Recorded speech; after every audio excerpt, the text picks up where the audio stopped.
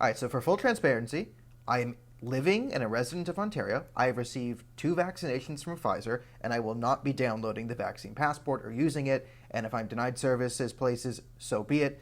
And the time for civil disobedience is upon us. And here is my reasoning. And I will leave out the sort of mandates are total government authoritarianism, quasi-fascist nonsense. We'll put that aside for a second. There are a lot of reasons to be against the vaccine passport. Number 1, it's coercion, okay? Yes, COVID is real. Yes, it's a disease that came out of a lab in the province of Western Taiwan, because China's not a real country. It's actually the province of Western Taiwan. And we have something to deal with, okay? So we created a new type of vaccination, mRNA vaccinations, and we've been using them when COVID hit us in early 2020, which means, logically, there has been less than 2 years of study on COVID-19 vaccinations because there's been less than 2 years of COVID-19 in general, which means there is no way you can argue that there are long-term studies on this vaccination. There is none, okay? So everyone's been asked to assume an unknown risk. And for some parts of the population, they were willing to assume the unknown risk of long-term side effects of mRNA vaccinations, which are being implied in bulk for the first time on a human population.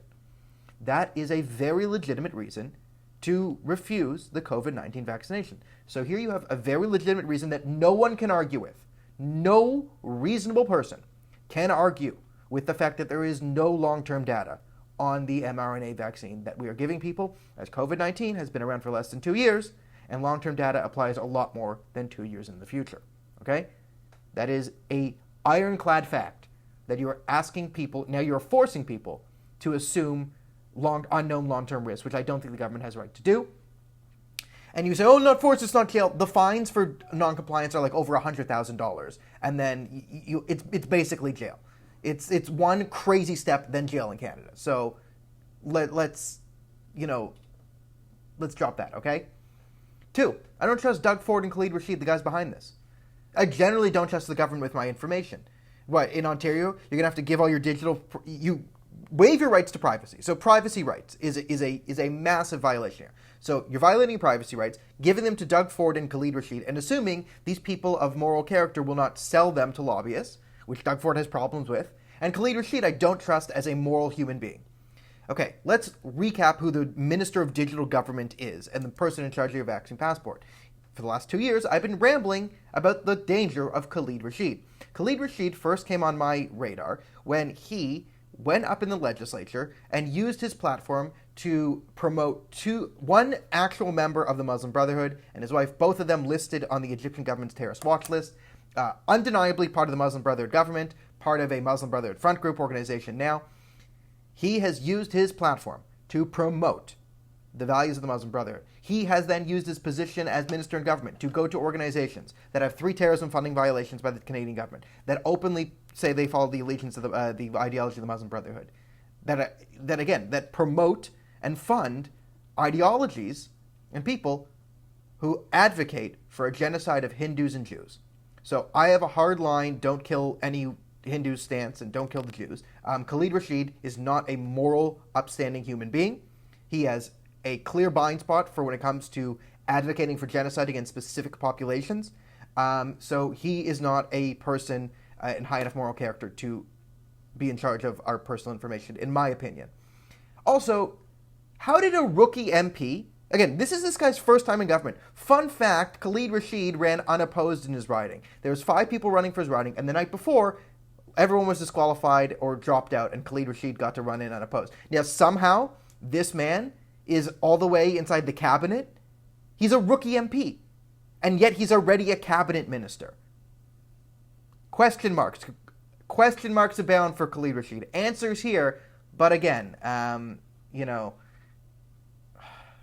to criticize the Conservative government is an expensive proposition in this country, as you're well aware, as I'm well aware. Okay, 2, 3, 4. The massive hole this leaves for pharmaceutical companies to corrupt the government can't be understated. It cannot be understated. We have a 5-year contract with Pfizer. This is now a $1 billion, $1 trillion proposition of if you can mandate vaccines, what type of vaccines can you mandate? And then if vaccines are being mandated, what's the incentive on Pfizer to actually come up with a long-term functioning vaccine? Like Pfizer, if they could just keep giving us the same vaccines that expire after 6 months, and then the more and more you get, we don't know. Like if you get a booster shot, is that 4 months? And then the fourth booster, is that going to be 3 months? What's Pfizer's incentive to outright solve this if they got these vaccines that everyone must take them. The government must take them, and the government has to buy them. So there's just so much there, and then this would basically start off like basically a war within the pharmaceutical companies to get these contracts and make sure their competition, their vaccines aren't valid. Like what if, pharmaceutical company B, Boardman and Son, right? I start my own pharmaceutical company, and I come up with a better COVID-19 vaccination. The amount of power Pfizer has in our government, with vaccine mandates, like they would have a pretty strong incentive to make sure that the vaccine mandates and passports don't cover my vaccination, right? They would cover the Pfizer vaccination, the Moderna ones, and the big ones. So we have perverse incentives now in actually fighting and solving the disease. And it comes to the other point where the same sort of long-term data, but if we need booster shots, right? If this isn't permanent immunity, and this is a respiratory illness, which means it's going to be here for a while, okay?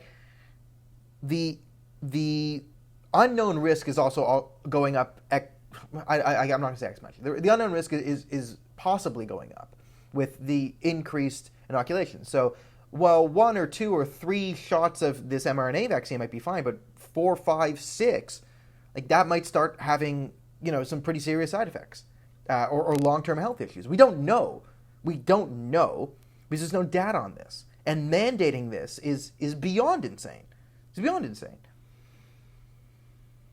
Finally, from a scientific point of view, if we are just going to admit that the 2 doses of Pfizer and Moderna is not the silver bullet to this, it was saying everyone get the vaccine, and once everyone gets the vaccine, we can go back to living life as normal. And then it's like, oh no, they require immunity, but somehow we need the vaccine passports, whatever, okay. We need to be reasonable and actually think with a scientific mind. If this virus is respiratory, which means it's going to be here forever, okay? There is no zero COVID. There's no zero. We're not getting to zero. It's respiratory illness. You can't get to 100% vaccination. You can't get to 0% COVID. The vaccine doesn't provide permanent immunity. Wouldn't it be better, long-term, if this is going to be a long-term thing that we're going to need to study, wouldn't it be better if we actually had a control group? Scientifically speaking, if we got to our 80% vaccination rate, 80% are vaccinated, 20% are not. Isn't that pretty good to have a control group for fighting this long term? If we want to see the effects of, okay, this vaccinated, if we look back, 3 years from now, we leave the unvaccinated alone, and we look in 3 years and say, okay, the unvaccinated are actually doing a lot better on this metric, and they have healthier immune systems 3 years forward, whereas the vaccine was very short-sighted and broke down. Oh, looks like, okay, we're going to stop the vaccines. Oh, okay, we know. Good thing we had the control group. Or vice versa. What if the control group is doing horribly 3 years from now, and and we have the vaccines? Well, then there's some pretty hard, concrete data to say, okay, these vaccines work, and then let's go focus on getting the unvaccinated inoculated now. But either way you look at it, there is no reasonable justification for the vaccine passports. They don't make sense. And above all, as I said, the thing I ignored at the beginning, the biggest thing, and the reason why I'm going to be on the streets this weekend with you, let me know where we're protesting. I'm in, right? No, this is authoritarianism. This is straight authoritarianism. This is evil. The government is in clear violation of the social contract, and it can't be allowed to happen. So, no, I don't trust Doug Ford. No, I don't trust Khalid Rashid. No, I'm not downloading a vaccine passport, and neither should you. If you're owning a restaurant, you should not... No to this. Craziness. This is absolutely horrific. This is the complete breakdown of Western values, and it should be fought with every inch it takes. All right. See you this weekend when we are yelling at Doug Ford and Khalid Rashid.